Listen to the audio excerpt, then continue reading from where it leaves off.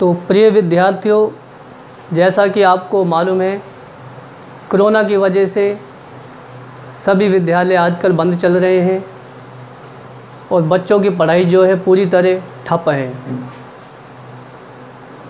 तो हमने सोचा क्यों ना ऑनलाइन पढ़ाई चलाकर छात्रों को लाभान्वित किया जाए, ताकि आपका वक्त भी ख़राब ना हो और आपका कोर्स भी साथ साथ चलता जाए। तो इसलिए सभी अध्यापक अपने अपने तरह से अपने अपने विषय में कोशिश कर रहे हैं, टॉपिक बना कर आप तक ऑनलाइन पहुंचा रहे हैं। तो हम भी आज से पहल कर रहे हैं ऐसी ही 12th साइंस आर्ट दोनों के लिए ग्रामर विषय के टॉपिक शुरू किए जा रहे हैं। तो छात्रों से इतनी गुजारिश है कि टीचर ये जो मेहनत कर रहे हैं इसका फ़ायदा भी छात्र उठाएं और हर वीडियो को गौर से देखें और एक कॉपी बनाएं और कॉपी में उसको नोट स्वरूप में उतारते भी जाएं, ताकि टीचर का वीडियो बनाना भी सार्थक हो और आप लोगों की पढ़ाई भी चलती रहे। ये नहीं कि हम वीडियो बना कर डालते रहें और आप लोग उनको देखें भी ना। तो इसलिए विद्यार्थियों इस बात पर ध्यान दें। आज हम आपका पहला टॉपिक शुरू करने जा रहे हैं।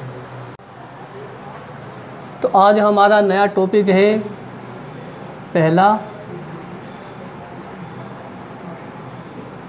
विषय हिंदी व्याकरण। प्रकरण है आपका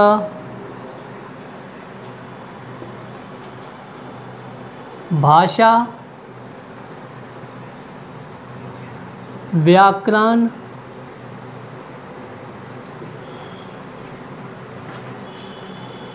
व लिपि। तो प्रिय विद्यार्थियों, आज हम इन टॉपिकों पर चर्चा करेंगे, भाषा, व्याकरण और लिपि। ये हिंदी ग्रामर का प्रथम अध्याय यानी टॉपिक है। तो सबसे पहले हम भाषा के बारे में जानकारी करेंगे। भाषा, क्योंकि हर चीज़ का आधार भाषा ही होती है। मनुष्य एक सामाजिक प्राणी है और सामाजिक प्राणी होने के नाते उसको अपने विचार, भाव, मन की बातें, जो भी उसके मस्तिष्क में चल रहा है या किसी से कहना है, तो उन सब के लिए उसको एक माध्यम की आवश्यकता पड़ती है। वही माध्यम क्या कहलाता है? भाषा। यानी विचार, अभिव्यक्ति, उसको प्रकट करने के लिए जो माध्यम होता है वो कहलाती है भाषा। वैसे तो विद्यार्थी भाषा शब्द को देखते ही ये समझते हैं कि भाषा क्या होगी, जैसे हिंदी होगी, अंग्रेजी होगी, गुरमुखी होगी, उर्दू होगी। तो ये भाषाओं के नाम हैं। हम जानना चाहते हैं भाषा कहते किसे हैं। तो विचार अभिव्यक्ति के लिए जिस माध्यम की आवश्यकता पड़ती है उसे कहते हैं भाषा, क्योंकि कोई भी मनुष्य बिना बातचीत किए रह नहीं सकता। तो इसलिए भाषा का होना बहुत ही ज़रूरी है। प्रारंभ में जब भाषा के बारे में जानकारी नहीं थी तो मनुष्य क्या है, सांकेतिक रूप से इनका उपयोग करता था। तो उसमें बहुत ज़्यादा नीरसता थी, कुछ समझ आता था, कुछ समझ में नहीं आता था। धीरे धीरे मनुष्य ने अपना विकास किया, सभ्यता का विकास हुआ, तो धीरे धीरे भाषा बनती चली गई। तो दूसरा टॉपिक पढ़ेंगे भाषा की उत्पत्ति।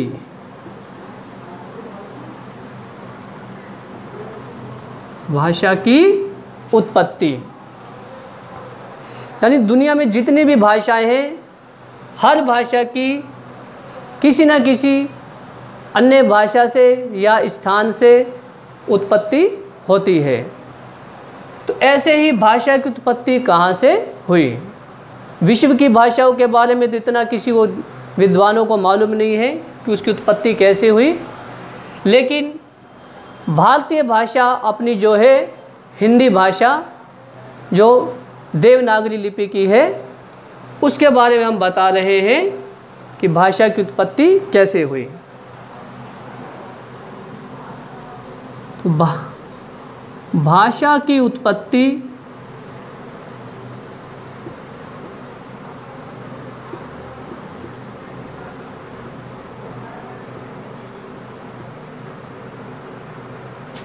संस्कृत की भास धातु से, किससे? भास धातु से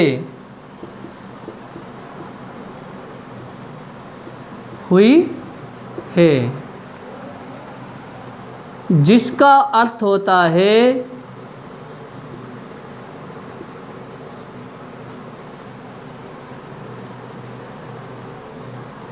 जिसका अर्थ होता है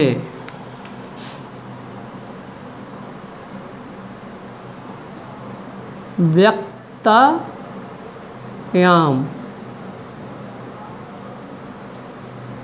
व्यक्तयाम वाची,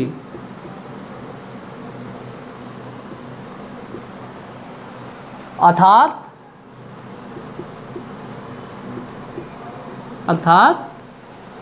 व्यक्तवाणी, व्यक्तवाणी।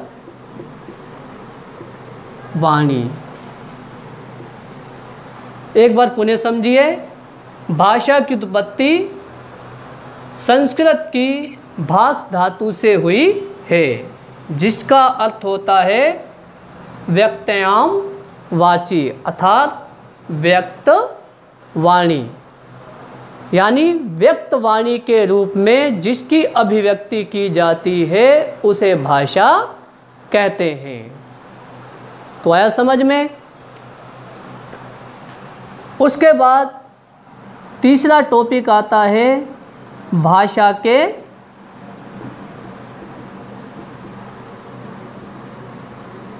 रूप। प्रारंभ में भाषा के एक ही रूप प्रचलित था, जिसको सांकेतिक भाषा कहा जाता था, यानी संकेतों में ही विचारों का आदान प्रदान करना। लेकिन धीरे धीरे जैसे विकास होता गया तो मनुष्य ने अपनी मूकता तोड़ी, तो मनुष्य क्या है, उसी विचारों को व्यक्त करने लग गया, यानी बोलने लग गया, कहने लग गया, सुनाने लग गया। तो दूसरा रूप क्या बना? मौखिक भाषा, यानी जो बोलकर प्रकट की जाती है उसे मौखिक भाषा कहते हैं। और उसके बाद जैसे जैसे कागज का आविष्कार हुआ तो उन्हीं विचारों को लिपिबद्ध किया जाने लगा, यानी लिखा जाने लगा, मुद्रित किया जाने लगा। तो तीसरा रूप बना लिखित रूप। लेकिन सांकेतिक भाषा जो है वो मौखिक भाषा के अंदर ही मानी जाती है।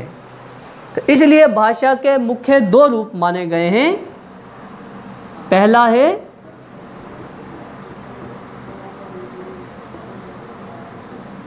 मौखिक भाषा,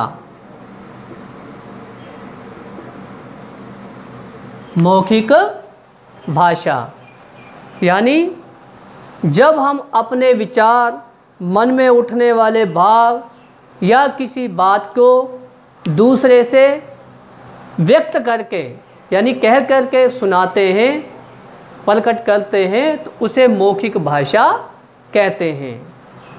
जैसे मैं आपको समझा रहा हूँ, मुंह से बोल रहा हूँ, तो ये क्या है? मौखिक भाषा है। जैसे नेताजी ने भाषण दिया तो ये क्या है? मौखिक भाषा है। उसके बाद दूसरी लिखित भाषा। लिखित भाषा तो जैसे ही मैंने अभी पहले भी बताया था, जैसे जैसे कागज़ का आविष्कार हुआ, मुद्रित माध्यम शुरू हुआ, तो उन्हीं विचारों को, उन्हीं भावों को, ताकि आगे आने वाली पीढ़ी जो है उनको समझ सके, देख सके, सुरक्षित रखने के लिए उनको क्या है, लिपिबद्ध किया जाने लगा, यानी लिखा जाने लगा। तो उसी रूप को लिखित भाषा का नाम दे दिया गया। जैसे आप पुस्तकें पढ़ते हो, उन पुस्तकों को क्या है, लिखित भाषा में रखा जाता है। तो यहाँ तक समझ आ गया विद्यार्थियों? भाषा यानी भाव, विचार, उनकी अभिव्यक्ति के लिए जिस माध्यम की आवश्यकता पड़ती है उसे भाषा कहते हैं। फिर आपने पढ़ा भाषा की उत्पत्ति। भाषा की उत्पत्ति संस्कृत की भाष धातु से हुई है, जिसका अर्थ होता है व्यक्तयाम वाची, अर्थात व्यक्त वाणी। अर्थात जो बात हम व्यक्त करते हैं, कहते हैं, किसी को सुनाते हैं, उसे भाषा कहते हैं। फिर आपने पढ़ा भाषा के रूप। मौखिक रूप, जिसके अंदर सांकेतिक भाषा भी आ जाती है। सांकेतिक भाषा का अर्थ आप समझ रहे होंगे, जैसे किसी को संकेत के माध्यम से यानी इशारे के माध्यम से कुछ कहना, मुंह से बोलना नहीं। जैसे हाथ दिखाकर हाथ इस प्रकार कर दिया, आँख के इशारे से इस प्रकार कि शांत रहिए, चुप रहिए। इस प्रकार और भी बहुत सारे इशारे हैं जिनके माध्यम से समझाया जाता है। तो वो क्या है, सांकेतिक भाषा होती है, लेकिन उसको भी मौखिक भाषा में ही रखा जाता है। मौखिक भाषा वही जब हम किसी विचारों को बोलकर प्रकट करते हैं, किसी को कहते या सुनाते हैं। लिखित भाषा उन्हीं विचारों को जब हम किसी पुस्तिका में, कॉपी में लिपिबद्ध कर देते हैं, लिख देते हैं, उसको लिखित भाषा कहते हैं। तो ये मिटाने से पहले एक बार इसका स्क्रीनशॉट आप ले सकते हैं। उसके बाद आगे मौखिक और लिखित भाषा में अंतर।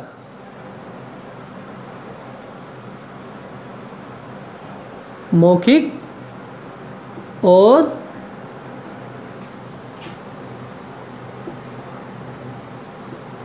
लिखित भाषा में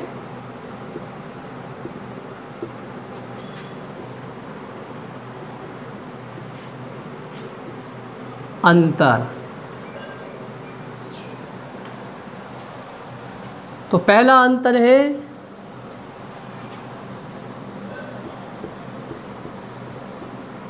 मौखिक भाषा में, मौखिक भाषा में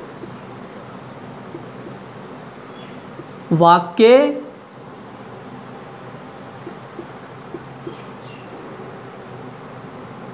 छोटे छोटे होते हैं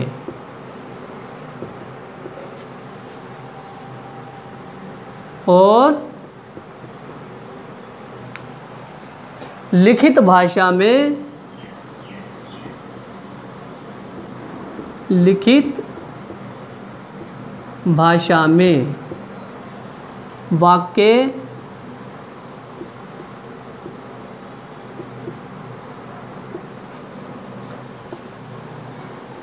बड़े बड़े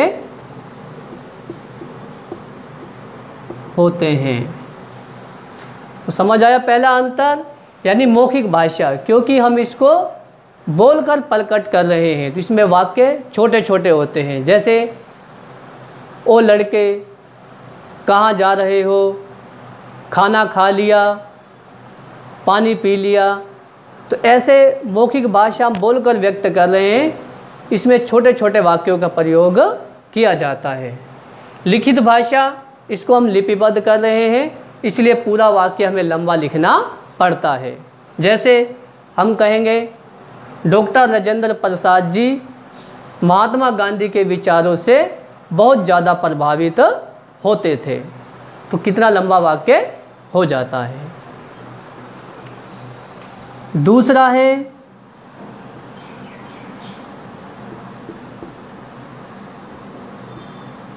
मौखिक भाषा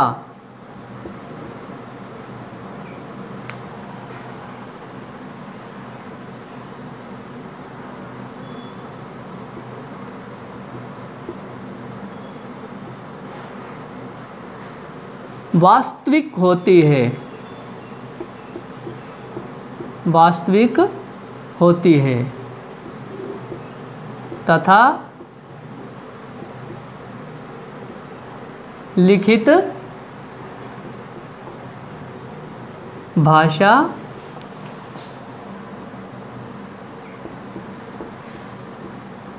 कृत्रिम यानी बनावटी होती है। यानी मौखिक भाषा में हम बोलकर विचार व्यक्त करते हैं, कहीं भी किसी भी स्थान पर जैसा मुंह में आया हम वैसा उसको बोल देते हैं, कोई बनाने संवारने की आवश्यकता नहीं पड़ती है। लेकिन लिखित भाषा ऐसी होती है जो कृत्रिम यानी बनावटी होती है, जो जैसे ओहदे से संबंधित है यानी पेशे से संबंधित है, हमें उसके साथ वैसी ही भाषा का प्रयोग करना पड़ता है। तो मौखिक भाषा वास्तविक होती है, लिखित भाषा कृत्रिम यानी बनावटी होती है।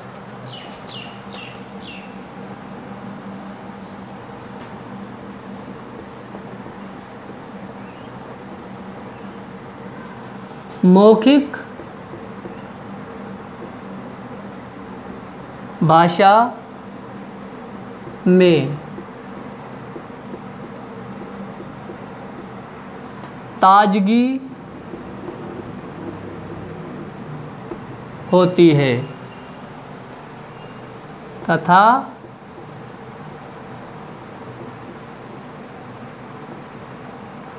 लिखित भाषा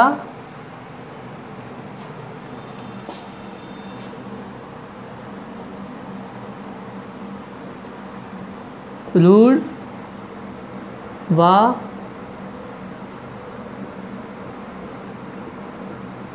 प्राचीन होती है।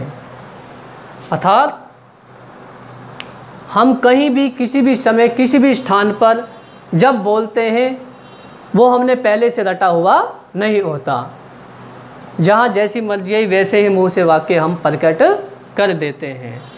लेकिन लिखित भाषा जो होती है उसमें शब्द वही पुराने रटे रटाए निश्चित होते हैं। जैसे हमने किसी को लिखना है विषय छुट्टी लेने के क्रम में, सेवा में श्रीमान, आपका आज्ञाकारी शिष्य।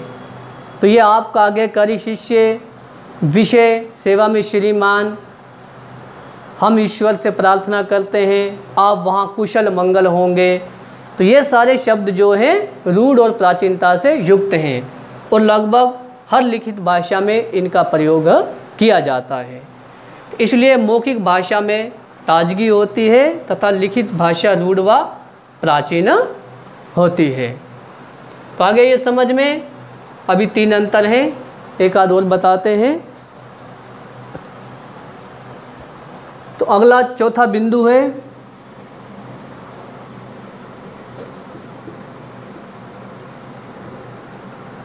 मौखिक भाषा पर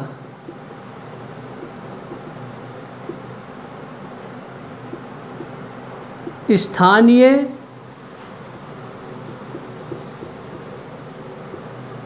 बोलियों का प्रभाव पड़ता है।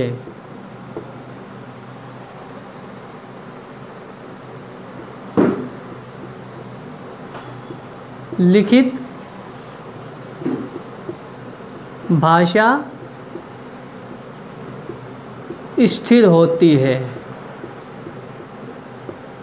स्थिर होती है। तो इस पॉइंट को समझिए, मौखिक भाषा पर स्थानीय बोलियों का प्रभाव पड़ता है। जैसे मान लो कि हम राजस्थान में रहते हैं और हमारी भाषा क्या हो गई, राजस्थानी हो गई, लेकिन राजस्थान के अंदर ही आप देखते होंगे, आप सीकर साइड चले जाओ, वहाँ आपको थोड़ा परिवर्तन मिलेगा, थोड़ा मेवात साइड चले जाओ तो परिवर्तन मिलेगा, या ब्रजनगर साइड में चले जाओ तो वहाँ आपको थोड़ा परिवर्तन मिलेगा। तो जिस स्थान पर हम रहते हैं उस स्थान की बोलियों का भी उस भाषा पर प्रभाव पड़ता है। दूसरा है लिखित भाषा। लिखित भाषा में ऐसा कोई नियम नहीं है, क्योंकि यदि हमें गुरमुखी में लिखना है तो गुरमुखी में ही लिखेंगे, हिंदी में लिखना है तो हिंदी में ही लिखेंगे। लिखित में जिस भाषा में लिख रहे हैं उसी में लिखा जाएगा, लेकिन मौखिक में हम क्या व्यक्त कर रहे हैं, बोल रहे हैं, किसी से कह रहे हैं, तो जैसा स्थान होगा हमें उसी के अनुरूप उसके साथ क्या है, बातचीत करनी पड़ेगी।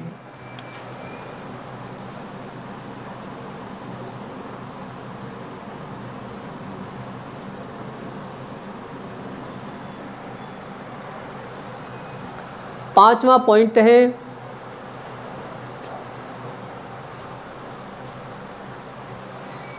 तो पांचवा बिंदु है आपका मौखिक भाषा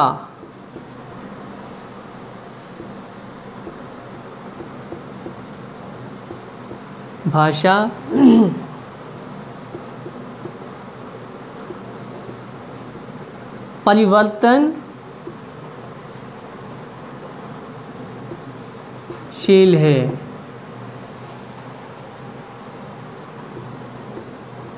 परंतु लिखित भाषा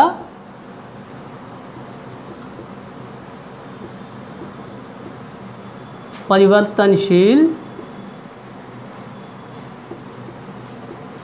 नहीं।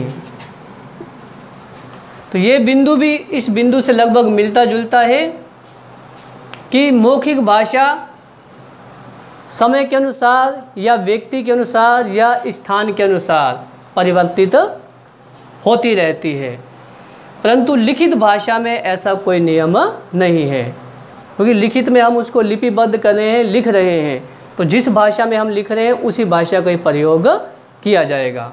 और मौखिक में जैसे व्यक्ति से संपर्क है, जैसे स्थान से संपर्क है, उसी के अनुरूप हमारी भाषा भी परिवर्तित हो जाती है। तो ये थे मौखिक और लिखित भाषा के अंतर। उसके बाद हम पढ़ेंगे भाषा की इकाइयाँ।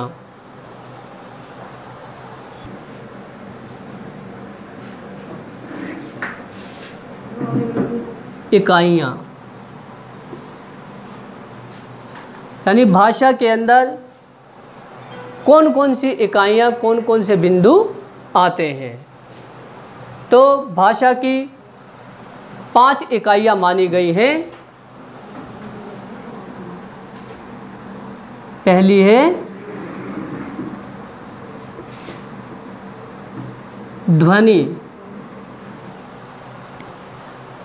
हर चीज़ की कोई ना कोई ध्वनि होती है, उसी ध्वनि को क्या कहते हैं, भाषा की इकाई कहते हैं।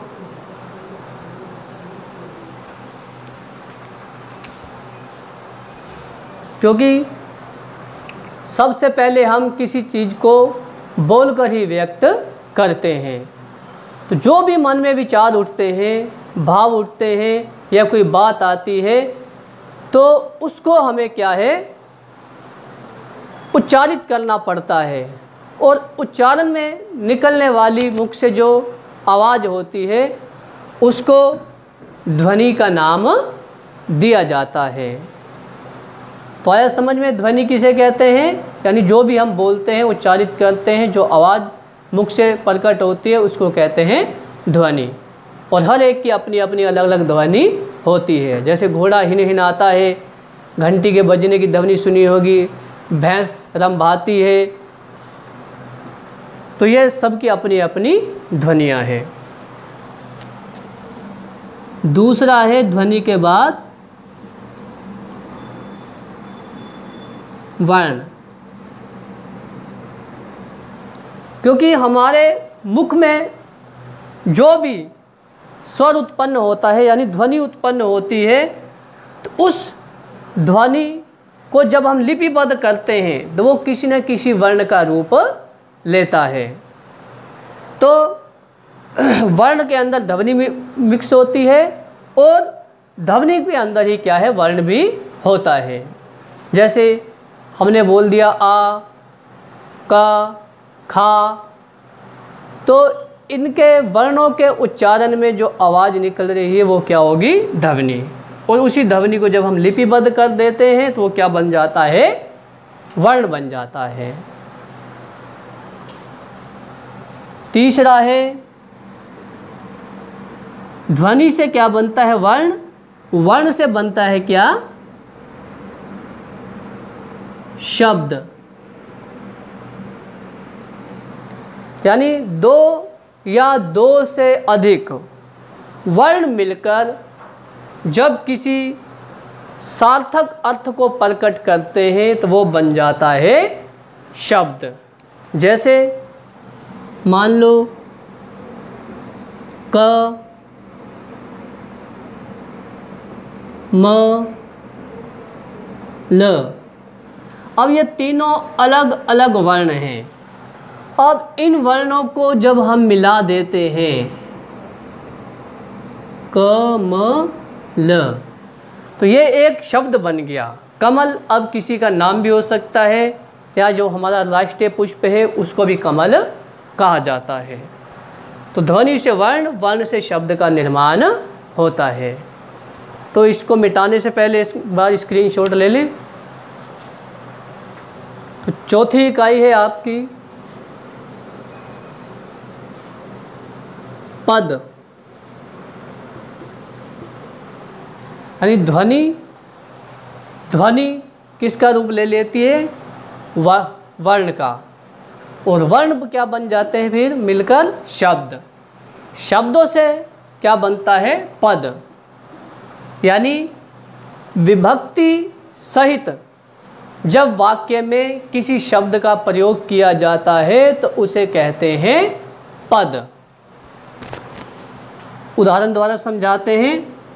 जैसे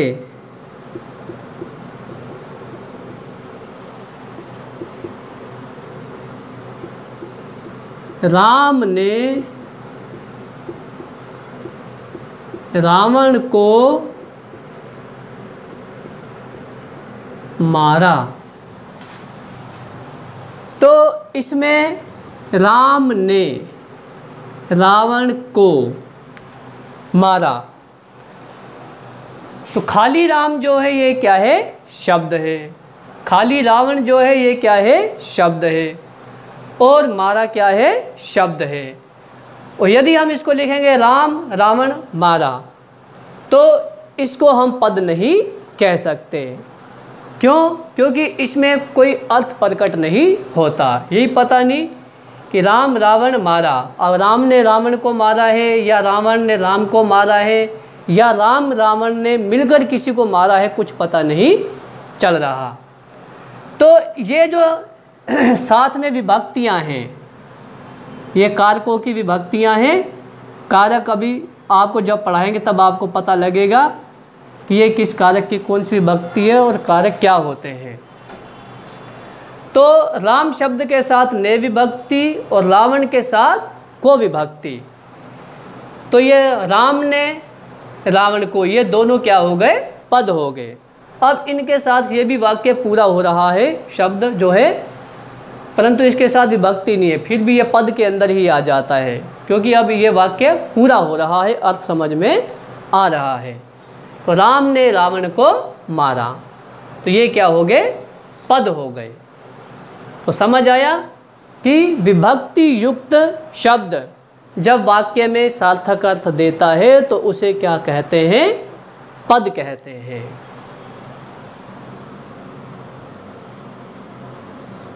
पांचवा है वाक्य।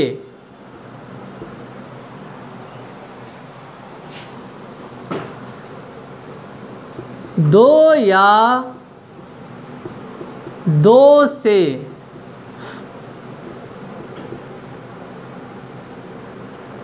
अधिक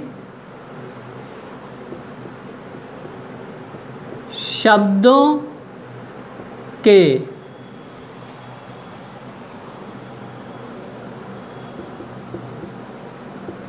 सार्थक मेल को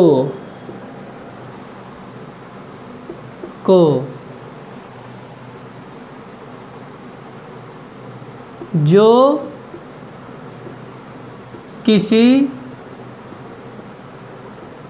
अर्थ को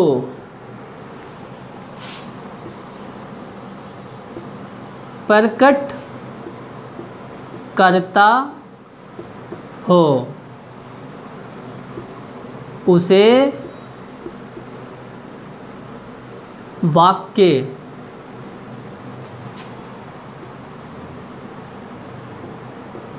कहते हैं। यानी दो या दो से अधिक शब्दों के सार्थक मेल को जो किसी अर्थ को प्रकट करता हो उसे वाक्य कहते हैं। जैसे राम घर चल, उसने खाना खाया, सीता पढ़ती है, वह खेलता है, तो वो क्या कहलाता है? वाक्य कहलाता है। यानी एक एक शब्द मिलकर किसी सार्थक अर्थ को प्रकट करता हो, वो क्या कहलाता है?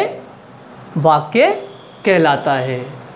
तो भाषा टॉपिक में आपने पढ़ा भाषा की सामान्य जानकारी, भाषा की उत्पत्ति आपने पढ़ा कहाँ से हुई, उसके बाद आपने भाषा के रूप पढ़े, मौखिक और लिखित भाषा। फिर उसके बाद आपने पढ़े वाक्य की इकाइयाँ, 5 इकाइयाँ पढ़ी आपने। सबसे पहले ध्वनि, क्योंकि सबकी जो शुरुआत है, प्रारंभ है, वो किससे हुआ है? ध्वनि से ही हुआ है। ध्वनि से बना वर्ण, वर्ण को जब मिला दिया जाए तो क्या बनता है? शब्द बनता है। और किसी शब्द को जब विभक्ति से जोड़ दिया जाता है तो वो क्या बन जाता है? पद बन जाता है। फिर शब्दों के मेल को, यानी 2 शब्द हों, 3 शब्द हो या 4 शब्द हो, कितने भी शब्द हो सकते हैं, उनका सार्थक मेल हो, किसी अर्थ को प्रकट करता हो, तो वो क्या कहलाता है? वाक्य। उसके बाद अगला पॉइंट है भाषा के अन्य रूप। भाषा के अन्य रूप, वो जो आपको रूप बताए थे 2 रूप, वो तो मुख्य है ही हैं, क्योंकि हर सिक्के के 2 पहलू होते हैं। ऐसी भाषा के 2 रूप थे, मौखिक और लिखित।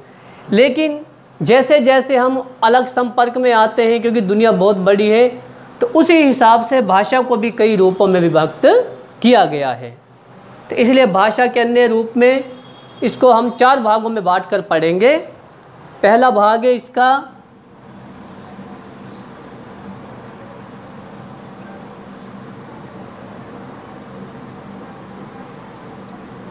मूल भाषा। मूल भाषा, मूल यानी मुख्य, यानी जड़, अर्थात जिससे अन्य सभी भाषाओं की उत्पत्ति हुई है, उसे कहते हैं मूल भाषा। लेकिन वो भाषा कौन सी है जिससे सभी भाषाओं की उत्पत्ति हुई है? तो वैज्ञानिक ये तो मानते हैं कि एक भाषा प्रारंभ में कोई ना कोई ऐसी रही है जिससे सभी भाषाएं उत्पन्न हुई है, लेकिन वो भाषा, इसके बारे में वैज्ञानिक अभी कोई अपनी राय नहीं दे पाए। फिर भी वैज्ञानिकों ने लगभग 10 भाषाओं को मान्यता दी है। सब विद्वानों ने अपने अपने अनुसार मान्यता दी, तो 10 भाषाओं को मान्यता दी गई कि इन भाषाओं से सभी भाषाओं की उत्पत्ति हुई है। तो आपके कोर्स के अनुसार हम जो आपको बता रहे हैं वो भाषा है अपनी भारोपीय भाषा। कौन सी? भारोपीय भाषा।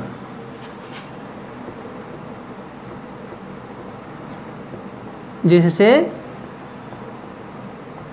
आर्य भाषा की उत्पत्ति मानी जाती है। क्योंकि प्रारंभ में हमारे देश में आर्य जाति का ही आगमन हुआ था, तो आर्य जाति जिस भाषा का प्रयोग करती थी उसको आर्य भाषा कहा जाता है। लेकिन आर्य भाषा की उत्पत्ति कहाँ से हुई? तो कुछ विद्वान तो ये मानते थे कि जो आर्य जाति के लोग हैं वो भारत के ही रहने वाले थे।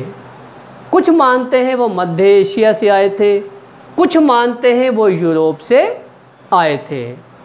तो सर्व मान्यता के अनुसार भारतीय और यूरोप के प्रमाण थोड़े मिलने के कारण दोनों को मिलाकर क्या है, भारत प्लस यूरोप दोनों को मिलाकर भारोपीय भाषा का नाम दे दिया गया। सभी भाषाओं की उत्पत्ति नहीं, केवल अपनी आर्य भाषा के बारे में बता रहे हैं जिसकी उत्पत्ति मानी जाती है भारोपीय भाषाओं से। बाकी अन्य भाषा की उत्पत्ति कहाँ से हुई इसके बारे में मैंने पहले भी बताया है। बाकी सभी भाषाएं जो हैं वो किसी एक भाषा से उत्पन्न हुई हैं, लेकिन उनके बारे में कोई प्रमाण नहीं कि वो भाषा कौन सी थी। तो आया समझ में? मूल भाषा यानी कोई एक भाषा जिससे सभी भाषा की उत्पत्ति हुई है उसको मूल भाषा कहते हैं। सामान्य परिभाषा अंतिम ये है। तो एक बार इसका स्क्रीनशॉट ले लें।